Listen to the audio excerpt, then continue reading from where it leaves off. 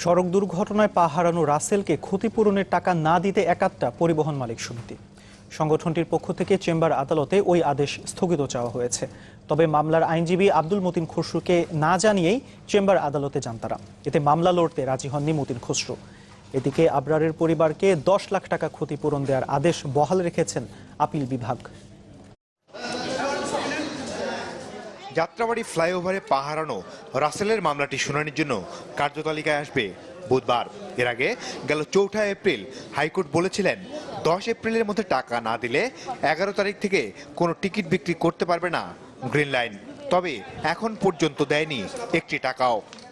আজকে গ্রিন লাইনের টাকা দেওয়ার কথা ছিল, টাকা দিয়ে কালকে কোর্টকে জানানোর কথা ছিল। তারা আমাকে টাকা দেওয়া থাকলো তো দূরের কথা, এখন পর্যন্ত আমার কাছে 1 মিনিট ফোন দিয়েও যোগাযোগ করে নাই।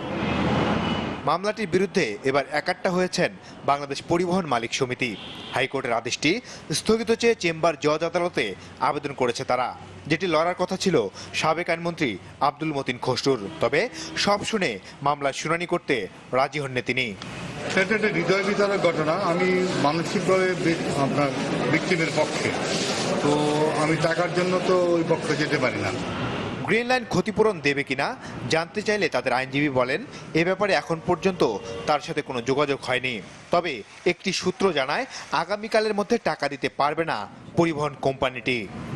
এখন পর্যন্ত আমার কাছে এরা আদালতের আদেশ কমপ্লাই করার জন্য কোনো ইনস্ট্রাকশন বা কী রকম পদক্ষেপ গ্রহণ করেছে বা কালকে আমরা আদালতে কি প্রস্তুতি গ্রহণ করে যাচ্ছি এই বিষয়ে এখন পর্যন্ত কোনো ইনস্ট্রাকশন পাইনি।